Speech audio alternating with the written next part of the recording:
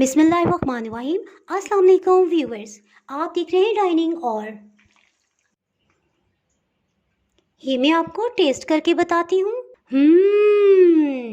बहुत ही मज़ेदार। आज मैं आपसे बहुत ही टेस्टी वाइट पास्ता की रेसिपी शेयर कर रही हूँ। अगर मेरी वीडियोस अच्छी लगी तो लाल सब्सक्राइब को क्लिक कर दें। साथ में ये जो बेल का आइकॉन है इसको क्लिक कर दें।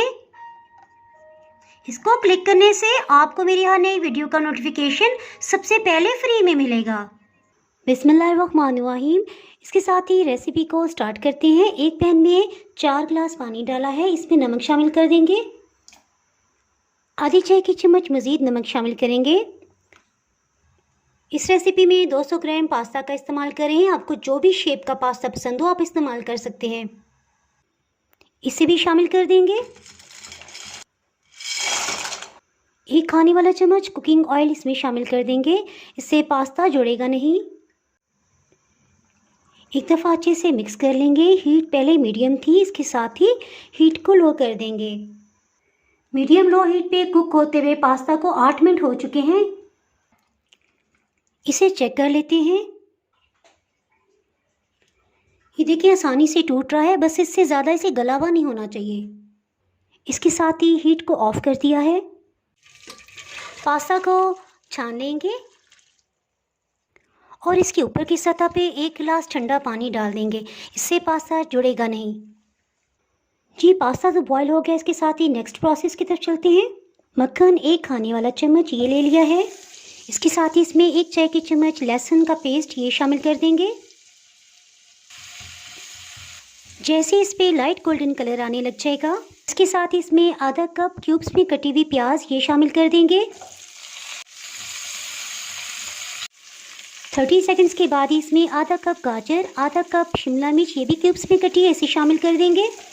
हीट को मीडियम रखा हुआ है। 2 मिनट के बाद ही हीट को ऑफ कर देंगे ताकि इसका क्रंचीपन और टेस्ट बरकरार रहे। इसी पैन को टिश्यू से थोड़ा साफ कर लेंगे।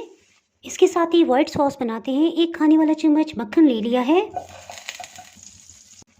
इसमें 2 खाने वाले चम्मच मैदा शामिल कर देंगे। हीट को मीडियम रखेंगे।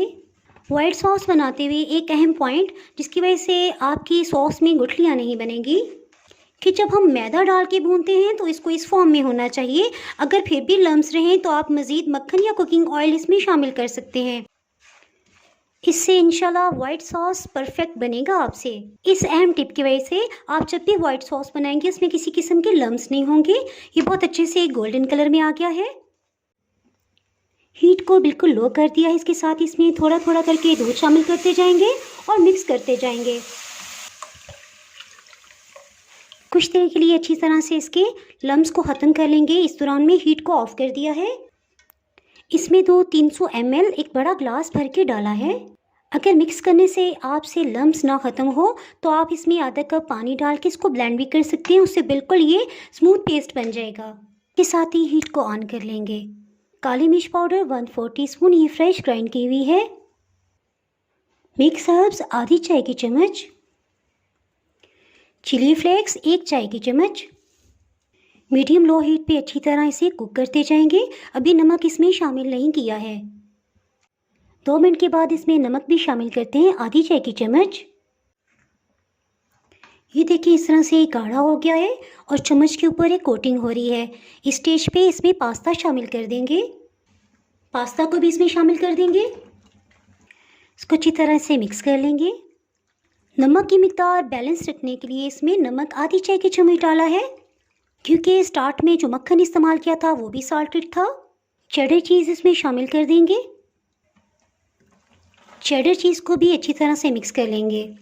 चीज़ को मेल्ट होने तक ही हम इसे कुक करेंगे। सौते की हुई वेजिटेबल्स को भी इसमें शामिल कर देंगे। 2 मिनट तक अच्छी तरह इसे कुक कर लेंगे। देखें जब इस तरह से तैयार हो जाए इसके साथ ही हीट को ऑफ कर देंगे, क्योंकि जिस तरह से ये ठंडा होता जाएगा हवा लगेगी, ये मज़ीद खुश्क होता जाएगा।